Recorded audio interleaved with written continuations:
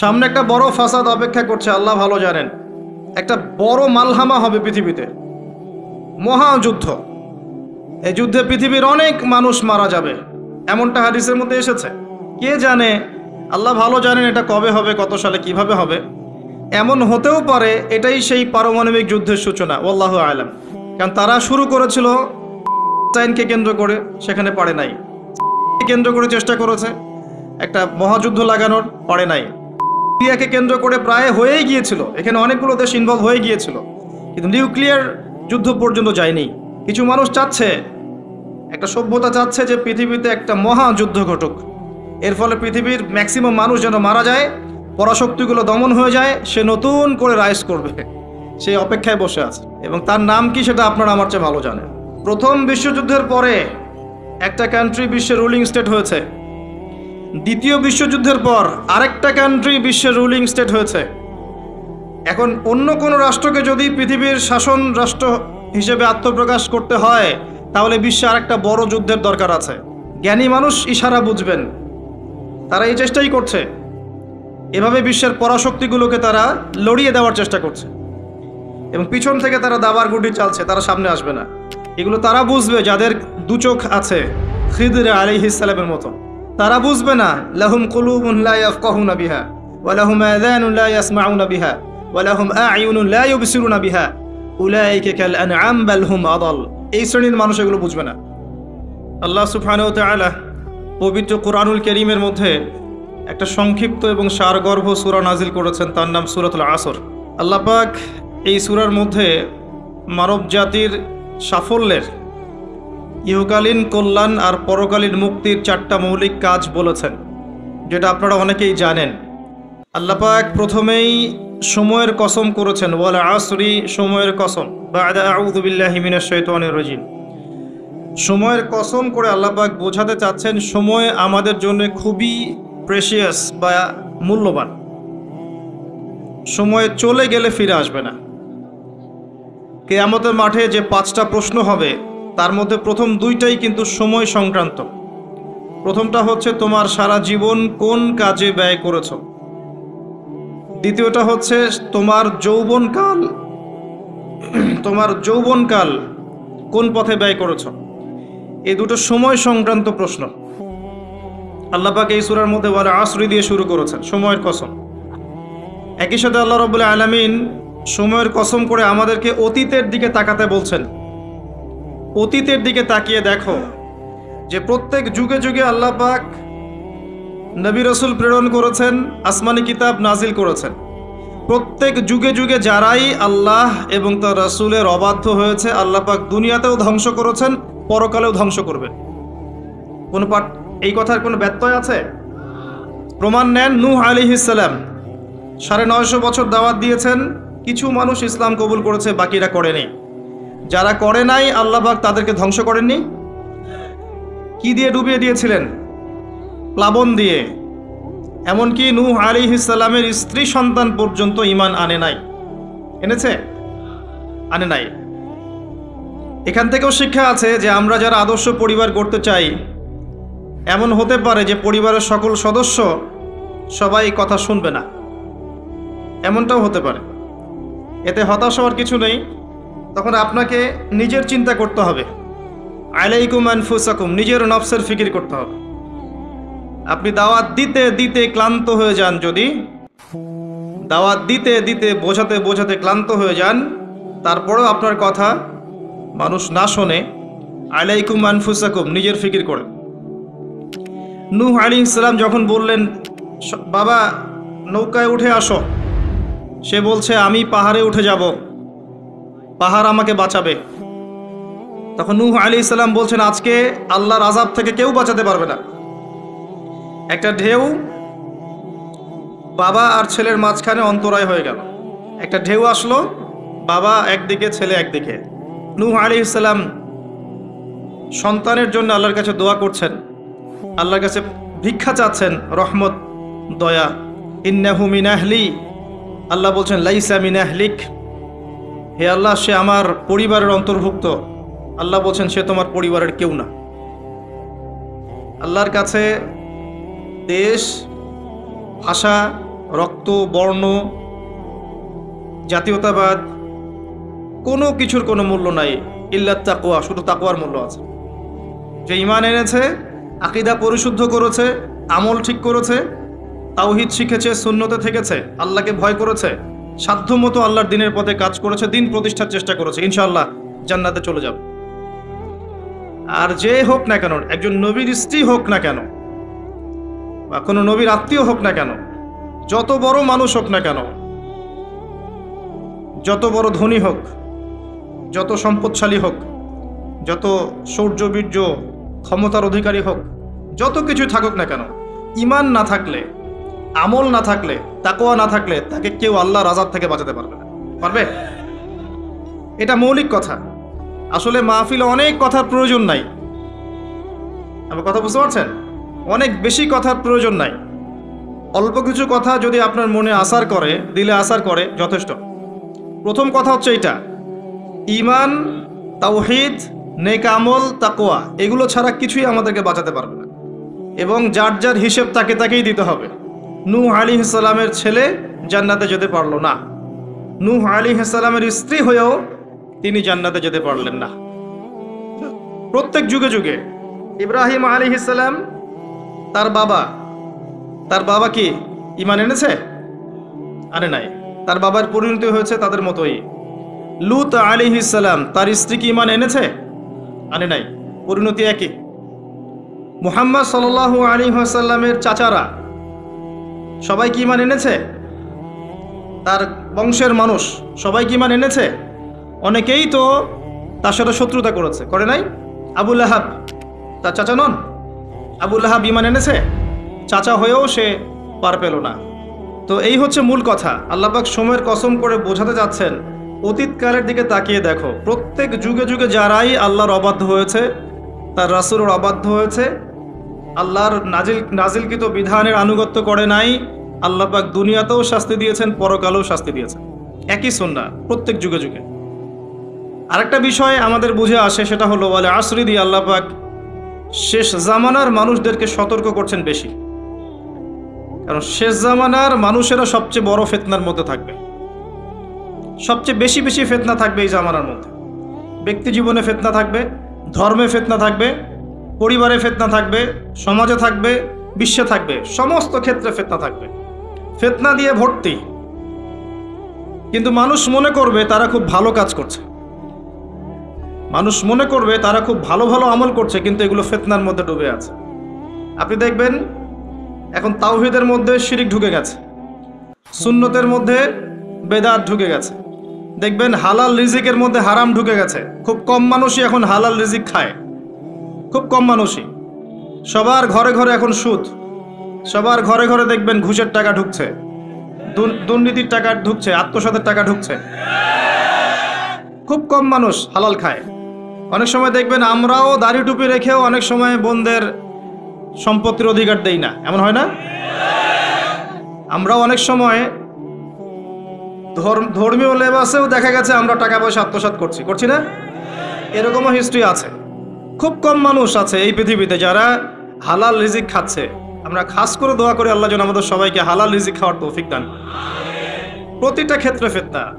আপনি সংস্কৃতিতে যান, সেখানে দেখবেন সংস্কৃতির নামে আমরা মেয়েদের সাথে কি করেছি, নারী পুরুষের ফ্রি মিক্সিং করে দিয়েছি। নারী পুরুষ বেলাল্লাপনে একসাথে চলাফেরা করছে, যেখানে আল্লাহ পাক কিছু চাইতে বলেছেন পর্দার আড়াল থেকে, তাই না? সূরা আহজাব পড়েন, সূরা নূর পড়েন। কিছু চাইলে, একটা বেগানা নারী যদি কিছু চায়, তাকে পর্দার আড়াল থেকে চাইতে হয়। আল্লাহ যেখানে বলছেন ওয়ালা তাকরাবু জিনা, জিনার কাছেও যেও না, সেখানে আমরা জিনাকে বানাচ্ছি কাছে আসার গল্প। কথা বুঝতে পারছেন? ফ্রি মিক্সিং একদম শুরু থেকে, স্কুল লাইফ থেকে শুরু হবে। একদম ওই যে ক্লাস 5-6 থেকে শুরু করে এসএসসি, এইচএসসি, অনার্স মাস্টার্স, প্রতিটা ক্ষেত্রে, স্কুল, তারপর কলেজ, তারপর বিশ্ববিদ্যালয়, সবখানে ফ্রি মিক্সিং। নারী পুরুষ একসাথে ক্লাস করবে, একসাথে পড়বে, একসাথে ঘুরবে, তারা বন্ধু। আল্লাহ পাক যে সম্পর্কটাকে হারাম করেছেন, এটাকে হালাল করে আমরা শিক্ষা অর্জন করছি, জ্ঞান অর্জন করছি। প্রতিটা ক্ষেত্রে ফিতনা। এরপরেও আছে পোশাকের ফিতনা, মেয়েরা ছেলেদের পোশাক পরছে। আবার কোনো কোনো ক্ষেত্রে দেখবেন ছেলেরাও মেয়েদের পোশাক পরছে প্রতিটা ক্ষেত্রে আপনি দেখবেন, এবং মেয়েরা ছেলেদের জায়গা নিয়ে নিচ্ছে সমাজে। প্রতিটা ক্ষেত্রে আপনি গিয়ে দেখেন, হোক সেটা আপনার দোকান বা শপিং মলস বা এয়ারপোর্ট বা আপনার ফিল্ম ইন্ডাস্ট্রি বা মডেলিং বা সংস্কৃতির কোনো ক্ষেত্র বা ব্যাংকিং সেক্টর বা corporate sector, even political sector, সব জায়গায় গিয়ে দেখবেন আপনি মেয়েরা ছেলেদের জায়গা নিয়ে নিচ্ছে। ফ্রি মিক্সিং, এটা ফ্রি মিক্সিংয়ের কারণে। এর ফলে আরও কিছু বিষয় হয়েছে।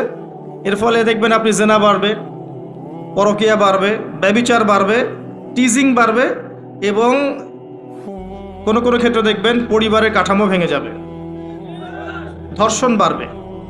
এর উপরেও আছে আপনার এই যে নগ্ন ফিল্মস, এই ফিল্মসগুলো দেখার মধ্য দিয়ে এবং গোপনে গোপনে এই পাপের সংস্কৃতিতে লিপ্ত থাকার মধ্য দিয়ে মানুষ ভিতর থেকে পশু হয়ে যাচ্ছে। প্রতিটা ক্ষেত্রে, অর্থনীতি বলেন, সংস্কৃতি বলেন, আপনার পরিবারের দিকে তাকিয়ে দেখেন, ফিতনায় ভর্তি, পরিপূর্ণ। পরিবারের কর্তারা এখন ইব্রাহিমের মতো নয়।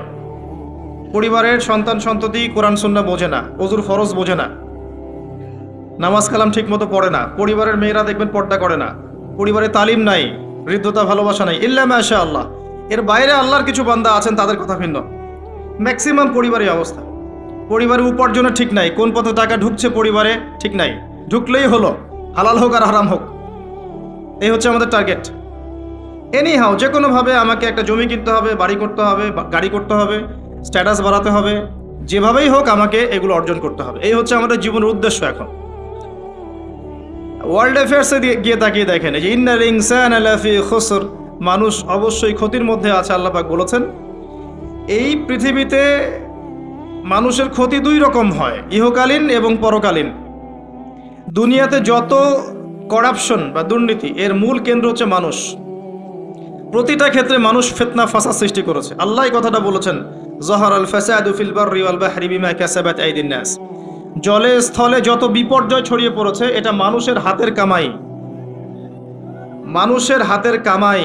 এমনকি আমরা পরিবেশটাকেও নষ্ট করে ফেলেছি, আবহাওয়াকে নষ্ট করে ফেলেছি, জলবায়ু নষ্ট করে ফেলেছি, পানির স্তর নিচে নামিয়ে দিচ্ছি, অপচয় করেছি। কোনো সেক্টর বাকি রাখি নাই ফাসাদ সৃষ্টি করতে। সামনে একটা বড় ফাসাদ অপেক্ষা করছে, আল্লাহ ভালো জানেন। একটা বড় মালহামা হবে পৃথিবীতে, মহাযুদ্ধ। এই যুদ্ধে পৃথিবীর অনেক মানুষ মারা যাবে, এমনটা হাদিসের মধ্যে এসেছে। কে জানে, আল্লাহ ভালো জানেন এটা কবে হবে, কত সালে, কিভাবে হবে, আল্লাহ ভালো জানেন। এমন হতেও পারে এটাই সেই পারমাণবিক যুদ্ধের সূচনা, আল্লাহু আলাম। কারণ তারা শুরু করেছিল প্যালেস্টাইনকে কেন্দ্র করে, সেখানে পারে নাই। সিরিয়াকে কেন্দ্র করে চেষ্টা করেছে একটা মহাযুদ্ধ লাগানোর, পারে নাই। সিরিয়াকে কেন্দ্র করে প্রায় হয়েই গিয়েছিল, এখানে অনেকগুলো দেশ ইনভলভ হয়ে গিয়েছিল, কিন্তু নিউক্লিয়ার যুদ্ধ পর্যন্ত যায়নি। কিছু মানুষ চাচ্ছে, একটা সভ্যতা চাচ্ছে যে পৃথিবীতে একটা মহাযুদ্ধ ঘটুক, এর ফলে পৃথিবীর ম্যাক্সিমাম মানুষ যেন মারা যায়, পরাশক্তিগুলো দমন হয়ে যায়, সে নতুন করে রাইজ করবে, সেই অপেক্ষায় বসে আছে। এবং তার নাম কি সেটা আপনারা আমার চেয়ে ভালো জানেন। প্রথম বিশ্বযুদ্ধের পরে একটা কান্ট্রি বিশ্বের রুলিং স্টেট হয়েছে, দ্বিতীয় বিশ্বযুদ্ধের পর আরেকটা কান্ট্রি বিশ্বের রুলিং স্টেট হয়েছে। এখন অন্য কোনো রাষ্ট্রকে যদি পৃথিবীর শাসন রাষ্ট্র হিসেবে আত্মপ্রকাশ করতে হয়, তাহলে বিশ্বে আরেকটা বড় যুদ্ধের দরকার আছে। জ্ঞানী মানুষ ইশারা বুঝবেন, তারা এই চেষ্টাই করছে। এভাবে বিশ্বের পরাশক্তিগুলোকে তারা লড়িয়ে দেওয়ার চেষ্টা করছে, এবং পিছন থেকে তারা দাবার গুটি চালছে, তারা সামনে আসবে না। এগুলো তারা বুঝবে যাদের দু চোখ আছে, খিদর আলাইহিস সালামের মতো। তারা বুঝবে না, লাহুম কুলুবুন লা ইয়াফকাহুনা বিহা ওয়া লাহুম আযানুন লা ইয়াসমাউনা বিহা ওয়া লাহুম আ'য়ুনুন লা ইউবসিরুনা বিহা উলাইকা কাল আনআম বাল হুম আদাল। এই শ্রেণীর মানুষ এগুলো বুঝবে না। তো পৃথিবীর প্রতিটা ক্ষেত্রে ফাসাদ মানুষ সৃষ্টি করেছে, আর মানুষের জন্য এই পৃথিবীর ক্ষতি অপেক্ষা করছে, পরকালীন ক্ষতি অপেক্ষা করছে। মানুষ বুঝতে পারছে না যে এর ফলে কি হতে পারে। মেডিসিন বন্ধ হয়ে যেতে পারে, পরিবেশের মধ্যে অক্সিজেনের লেভেল কমে যাবে, ফ্রেশ বাতাস পাবে না মানুষ, ফ্রেশ খাবার পাবে না, ইকোনমি পড়ে যাবে, তেলের দাম বেড়ে যাবে, প্রেশিয়াস জিনিস পাবেন না, নিত্য প্রয়োজনীয় জিনিসের দাম বেড়ে যাবে। নিউক্লিয়ার ওয়েপেন্সগুলো ওই জাপানের হিরোশিমা নাগাসাকির মতো নয়, এখনকারগুলো আরও অনেক শক্তিশালী। একটা বোমা একটা রাষ্ট্রকে উড়িয়ে দেওয়ার জন্য যথেষ্ট। মানুষ কঙ্কাল ছাই হয়ে যাবে, কিচ্ছু করতে পারবে না। আর যেসব রাষ্ট্রের এই ক্ষেপণাস্ত্র প্রতিরক্ষা ব্যবস্থা নাই, তাদের অবস্থা তো আরও অবস্থা খারাপ। কথা বুঝতে পারছেন না?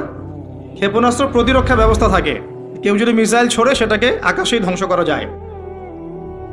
সেই প্রতিরক্ষা ব্যবস্থা যাদের নাই, তাদের কি অবস্থা হবে চিন্তা করতে পারে।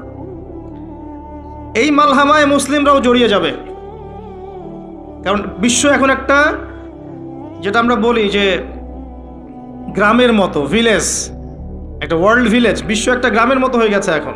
একদিকে ঢিল পড়লে আরেকদিকে এর প্রভাব পড়বে। তাই পুরো বিশ্ব একটা পরিবারের মতো হয়ে গেছে। একদিকে সমস্যা সৃষ্টি হলে সমস্ত বিষয়ের দিকে ইফেক্ট হবে, প্রত্যেকটা রাষ্ট্র ইফেক্টেড হবে। তো কেউই আমরা ক্ষতি থেকে মুক্ত নই, না দুনিয়ার ক্ষতি না পরকালে। আর পরকালের ক্ষতি তো আপনারা আমার চেয়ে ভালো জানেন। মানুষের জন্য অপেক্ষা করছে পরকালের সওয়াল জবাব, কবরের আযাব, মিজান, পুলসিরাত, জান্নাত, জাহান্নাম। ইন্নাল ইনসানা লাফি খুসর। তারপরেও মনে হয় আমাদের চালচলন দেখলে যে ক্ষতি আমাদেরকে স্পর্শ করবে না। আমাদের ব্যাপারটা অনেকটা এমন যে আরে অন্যদিকে কি হয় হোক, আমি তো ভালো আছি। যখন সব কিছু নষ্ট হয়ে যায় তখন নিজেও ভালো থাকা যায় না। থাকা যায়? যখন সব কিছু নষ্ট হয়ে যায় তখন নিজেও আর ভালো থাকা যায় না। তো আমাদের ভাগ্যেও ক্ষতি অপেক্ষা করছে, এটা সময়ের ব্যাপার মাত্র।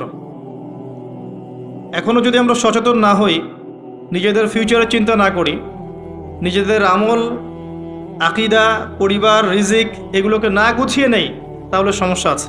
আমরা কি সমস্যায় পড়তে চাই? আল্লাহ পাক আমাদের সবার আকিদাকে পরিশুদ্ধ করুন, আমিন।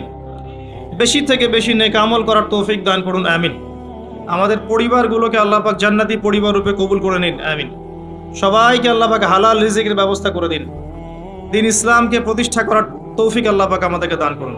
এবার আসেন, আল্লাহ 4টা কাজের কথা বলেছেন এই সূরার মধ্যে। ইল্লাল্লাযীনা আমানু ওয়া আমিলুস সলিহাত ওয়া তাওয়াসাউ বিল হক ওয়া তাওয়াসাউ বিস সবর। এই 4টা কাজ যে মুমিনরা করতে পারবে, মুসলিমরা করতে পারবে, আল্লাহ পাক তাদেরকে ফিতনা থেকে বাঁচিয়ে রাখবেন ইনশাআল্লাহ তাআলা। 1 নম্বর কাজ ঈমান। ঈমানের পিলার কয়টা? 3টা? 6টা? কয়টা? ইসলামের পিলার 5টা, ঈমানের পিলার কয়টা? 6টা। আল্লাহর প্রতি বিশ্বাস 1 নম্বর, ফেরেশতাগণের প্রতি বিশ্বাস 2 নম্বর, 3 নম্বর আসমানি কিতাব সমূহে বিশ্বাস, 4 নম্বর নবী রসুলগণে বিশ্বাস, 5 নম্বর পরকালে বিশ্বাস, ওয়াল ইয়াউমিল আখির, পরকালে বিশ্বাস, আর 6 নম্বর হচ্ছে তাকদীর বা ভাগ্যের ভালো মন্দের প্রতি বিশ্বাস। এগুলোকে 3টা কাজ করতে হয়। মনে বিশ্বাস করতে হয়, মুখে স্বীকৃতি প্রদান করতে হয়, এবং কাজে বাস্তবায়ন করতে হয়। কেউ যদি খালি বলে, মুখে বলে লা ইলাহা ইল্লাল্লাহ, কাজ নাই, চলবে? এই 3টা হচ্ছে আমাদের ঈমানকে টিকিয়ে রাখার মূল মন্ত্র। মনে বিশ্বাস, মৌখিক স্বীকৃতি এবং কাজে বাস্তবায়ন। আল্লাহ পাক আমাদের সবাইকে এটা করার তৌফিক দান করুন। এই ঈমান আনার পরে আমলে সালেহ করতে হয়। আমলে সালেহ কি জিনিস? সহজ কথায় বলছি, কোরআন এবং সুন্নায়, কোরআন এবং হাদিসে আল্লাহ এবং তার রাসূল সাল্লাল্লাহু আলাইহি ওয়াসাল্লাম যতগুলো কাজ করতে বলেছেন সেগুলো করা হচ্ছে আমলে সালেহ। এবং কোরআন এবং সুন্নায় আল্লাহ এবং তার রাসূল যত বিষয় থেকে নিষেধ করেছেন সেগুলো থেকে দূরে থাকাও হচ্ছে আমলে সালেহ। কথা কি বোঝা যায়? যেমন আল্লাহ পাক সালাত আদায় করতে বলেছেন, 5 ওয়াক্ত আদায় করি তো আমরা, এটা আমলে সালেহ। আল্লাহ পাক যাকাত দিতে বলেছেন, নেশাব পরিমাণ সম্পত্তি হলে যাকাত দেই তো আমরা, এটা আমলে সালেহ। দেখছেন ভয়েস কমে গেছে। যাকাত সবাই দেন? সবাই যাকাত দেয় না। সবাই যদি যাকাত দিত, বাংলাদেশের যাদের যাকাত ফরজ হয়েছে এরা যদি সবাই ঠিকঠাক যাকাত দিত, অথবা যাকাত আদায় করা যেত সবার কাছ থেকে, বাংলাদেশের একটা মানুষ না খেয়ে মারা যেত না। চ্যালেঞ্জ করলাম, একটা মানুষও না, ইনশাআল্লাহ তাআলা, ইনশাআল্লাহ তাআলা। এবং ওই চায়না, রাশিয়া যে বড় বড় প্রকল্পগুলো করে, ওর চেয়ে বড় প্রকল্প আমরা করতে পারতাম ইনশাআল্লাহ। আমাদের সম্পদের অভাব হতো না। আমরাই তো যাকাত দেই না, আমরাই তো ট্যাক্স দেই না, কর দেই না, আমরাই তো ফাঁকিবাজি করি, দুর্নীতি করি, আমরাই আমাদের সম্পদ লুটে পুটে খাই। তখন গিয়ে বাইরের বিশ্বের কাছে আমাদেরকে লোন নিয়ে আসতে হয়, ওয়ার্ল্ড ব্যাংকের কাছে, IMF এর কাছে। আবার সেই লোন শোধ করতে হয় চড়া সুদে। ওই সুদ আপনার পকেট থেকে যায়, আমার পকেট থেকেই যায়। দাড়ি টুপি রেখে ভাবছেন যে সুদ খান না, সবাই সুদ খাই। কে বলেছে সুদ খান না আপনি? ওয়ার্ল্ড অ্যাফেয়ার্স বোঝেন না তাই। আমরা যদি সবাই জাকাত দিতে পারতাম, এই চায়না, রাশিয়া, আমেরিকার দাঁড়ানোর ক্ষমতা ছিল না আমাদের সামনে। প্রতিটা সেক্টরে আমরা উন্নতি করতে পারতাম, শুধুমাত্র ইকোনমিক সেক্টরে না, সমরাস্ত্র ক্ষেত্রে, মিলিটারি ক্ষেত্রে, অস্ত্রশস্ত্রের ক্ষেত্রে, প্রযুক্তির ক্ষেত্রে, প্রত্যেকটা সেক্টরে বাংলাদেশ হতো সুপার পাওয়ার ইনশাআল্লাহ তাআলা। এটা সম্ভব ছিল, আমরা করতে দেইনি, বিকজ আমরা আমাদের জাকাত দেইনি। আমরা আমাদের অর্থনীতিকে সমৃদ্ধ করার চেষ্টা করি নাই। একটা জাতির অর্থনীতি একটা বেসিক জিনিস। ইকোনমিক সেক্টর যদি ডেভেলপ না হয়, আপনি যতই তাকবীর মারেন, নারায়ে তাকবীর, আল্লাহু আকবার, কিছু করতে পারবেন না। এটা বাস্তবতা। শুধু আইওয়াস শোডাউন করে লাভ নাই তো, প্র্যাকটিক্যাল হন। আমাদের মাথা পিছু আয় কত, জীবনযাত্রার মান কেমন, অনেক কষ্ট করা হয় এই সেক্টরে। এখন একটা লেভেলে এসেছে, এটা সত্য কথা যে এখন এই সময় একটা লেভেলে এসেছে যে জীবনযাত্রার মান কিছুটা উন্নত হয়েছে, এটা সত্য কথা, আগের চেয়ে উন্নত হয়েছে। কিন্তু অনেক সেক্টর পড়ে আছে যেখানে আমরা কিছু করতে পারছি না, যেমন প্রযুক্তি খাত, সমরাস্ত্র ক্ষেত্র, অস্ত্রশস্ত্র, মিলিটারি সায়েন্স, অনেক ক্ষেত্র আছে যেখানে আমরা ওদের মতো করতে পারিনি, কারণ আমাদের ইকোনমিক বেসটা দুর্বল। আমাদেরকে ওদের সুদ নিতে হচ্ছে, ওদের কাছ থেকে দান নিতে হচ্ছে, এবং ওরা শুধু এমনি এমনি আমাদেরকে হেল্প করতে চায় না, ওরা ওদের স্বার্থ বজায় রেখেই আমাদেরকে হেল্প করতে চায়। যে উপকার করতে চায় টাকার ঝুলি নিয়ে, বাস্কেট অফ মানি নিয়ে সামনে আসে, এমনি এমনি আসে না। ওরা ওদের স্বার্থ বুঝে শুনে এটা করতে চায়, চোরা সুদ নিবে তারা, এবং এগুলো সুদ দিতে দিতে আমাদের অবস্থা খারাপ হয়ে যায়। জাকাত দেন প্রিয় ভাইরা, জাকাত দেন। জাকাত আপনার ইকোনমিক সেকশনটাকে সাম্যাবস্থায় নিয়ে আসবে, এবং যাদেরকে আল্লাহ পাক কিছু ক্ষমতা দিয়েছেন, তাদের উচিত, আমি সম্মানের সাথে বলবো, তাদের উচিত যে নিসাব পরিমাণ সম্পদ যাদের হয়েছে, মুসলিমদের অ্যাটলিস্ট, এটা তো অমুসলিমদের সাথে সম্পর্কিত না, মুসলিমদের নিসাব পরিমাণ সম্পদ যাদের হয়েছে, এই জাকাতটাকে সুষ্ঠুভাবে আদায় করার একটা সিস্টেম চালু করেন। দেখবেন ইনশাআল্লাহ তাআলা ইকোনমিক সেকশন অনেক ডেভেলপড হবে ইনশাআল্লাহ। আমরা আমাদের টাকা দিয়ে চলবো। আমাদের দেশে কি ফলে না বলেন তো? এমন কোন জিনিস আছে যেটা আমাদের দেশে ফলে না?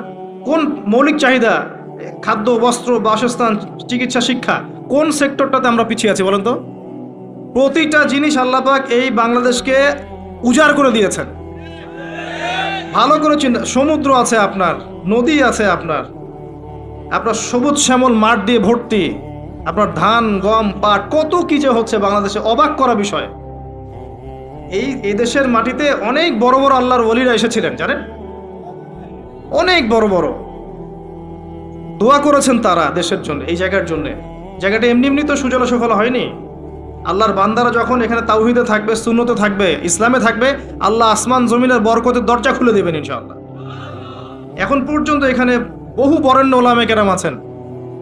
আল্লাহকে সেজদা করা মানুষের অভাব নাই, মানুষ 5 ওয়াক্ত নামাজ পড়ে, মানুষের মধ্যে ইসলামের প্রেম আছে, মহব্বত আছে। রমাজান মাসে তারা আরও বেশি মুসল্লি হয়ে যায়। অনেক দুর্বলতা আছে, কিন্তু আমাদের দেশের মানুষ ইসলামকে ভালোবাসে না, কোরআনকে ভালোবাসে। আল্লাহ পাক রহমতের প্রতিটা দরজা খুলে দিয়েছেন দেশের জন্য। মাটি উর্বর, আপনার সাগর আছে, গ্যাস পাওয়া যাচ্ছে, কয়দিন পর তেল পাওয়া যাবে, আর অনেক কিছুই পাওয়া যাবে। যদি আমরা আমাদের ক্ষেত্রে সৎ হতাম, আমরা আমাদের সম্পদ কাজে লাগাতে পারতাম, জাকাত নিতাম ঠিকঠাক মতো, কেউ দুর্নীতি করতাম না, কোনো দেশের কাছে লোন নেওয়ার কোনো প্রয়োজন ছিল না আমাদের। আমরা আমাদের মতো করে চলতে পারতাম, মাথা উঁচু করে। এখন এই ক্ষমতা আল্লাহ পাক যাদেরকে দিয়েছেন, তারা যদি বিষয়গুলোর দিকে চোখ দেন, এটাই সবে কল্যাণকর। এটা সবার দায়িত্ব নয়, যাদেরকে আল্লাহ পাক এই দায়িত্ব দিয়েছেন তাদের জন্য এই বিষয়গুলো। আমরা শুধু সর্বোচ্চ বিষয়গুলোকে বোঝানোর চেষ্টা করতে পারি বা মানুষকে দাওয়াত প্রদান করতে পারি, এতটুকুই। আল্লাহ পাক আমাদেরকে বোঝার তৌফিক দান করেন। প্রতিটা ক্ষেত্রে আমরা উন্নতি করতে পারবো যদি আপনি সালাতে আসেন, যাকাতে আসেন, ইসলামে আসেন, কোরআন সুন্নায় আসেন। কি বলছিলাম? ইমানের 6 পিলারে 3টা কাজ: মনে বিশ্বাস, মৌখিক স্বীকৃতি, কাজে বাস্তবায়ন, তারপরে আমল সালেহ। প্রতিটা কাজ যা আল্লাহ এবং তার রাসূল করতে বলেছেন করলেই আমল সালেহ। যেমন নামাজ, আমল সালেহ; যাকাত, আমল সালেহ। আপনি সামর্থ্য হলে হজ করবেন, আমল সালেহ; ওমরা করবেন, আমল সালেহ। রমজান মাস আসছে সামনে, রমজানে 30টা রোজা রাখবেন, তারাবির সালাত পড়বেন, কোরআন খতম দিবেন, সব কি? আমল সালেহ। আমরা দোয়া করি আল্লাহ পাক যেন আমাদের সবাইকে রমজানে পৌঁছে দেন এবং বেশি থেকে বেশি রমজানে আমল করিয়ে গুনাহ মাফ করানোর তৌফিক আল্লাহ পাক আমাদেরকে দান করেন। আমিন। প্রতিটা কাজ পিতামাতার খেদমত করা, চুপচাপ যেখান থেকে নিয়েছো চুপচাপ রেখে চলে যাও, না হলে তোমার জন্য অপেক্ষা করছে পরকাল একটা শাস্তি। আল্লাহ পাক কিয়ামতের মাঠে ওঠার সাথে সাথে তোমার ডান হাত কবজি পর্যন্ত কেটে দিবেন। খুব সতর্ক। আর এই যে এই কথাটা আল্লাহ পাক আমার মুখ দিয়ে বের করালেন, তোমার কানে কিন্তু পৌঁছেছে, তুমি দাওয়াত পেয়েছো। সতর্ক আমি করেছি। চুরির শাস্তি কবজি পর্যন্ত হাত কেটে ফেলা। আমাদের চুরির শাস্তি গণধোলাই দেওয়া হয় না, এটা ঠিক না, এটা ঠিক না, এটা গায়ে আইন হাতে তুলে নেবেন না। শাস্তি হাত কেটে ফেলা এটা ইসলামিক লস, এখানে বাস্তবায়িত নাই, কিন্তু এটা লস। আল্লাহ পাক এটা করবেন কিন্তু পরকালে। সতর্ক সাবধান থাকবেন। আর সিসকে চোরকে আর কত পিটাবেন? আপনার আমার মাথার উপরে তো অনেক বড় বড় চোর বসে থাকে, তখন কি করবেন? কোটটায় স্যুট পরে মানুষকে লুটছে। যত বেশি বাহ্যিক চাকচিক্য তত বড় প্রতারণা করা হয়, লুটপাট করা হয়। এগুলো তো আপনি কিছু করতে পারবেন না। যে ভাই এই কাজ করেছেন, আল্লাহর ওয়াস্তে এই বিষয়গুলো রেখে চলে যান, গোপনে রেখে চলে যান। ইনশাআল্লাহ আল্লাহ পাক আপনার পাপকে গোপন করে দিবেন, আল্লাহ আপনাকে মাফ করে দিবেন। আল্লাহকে ভয় করে এগুলো রেখে চলে যান। যদি আপনি এই হারাম টাকা নিজের পেটে ঢুকান, জাহান্নামের আগুন পেটে ঢুকাবেন। আল্লাহ পাক বোঝার তৌফিক দান করুন।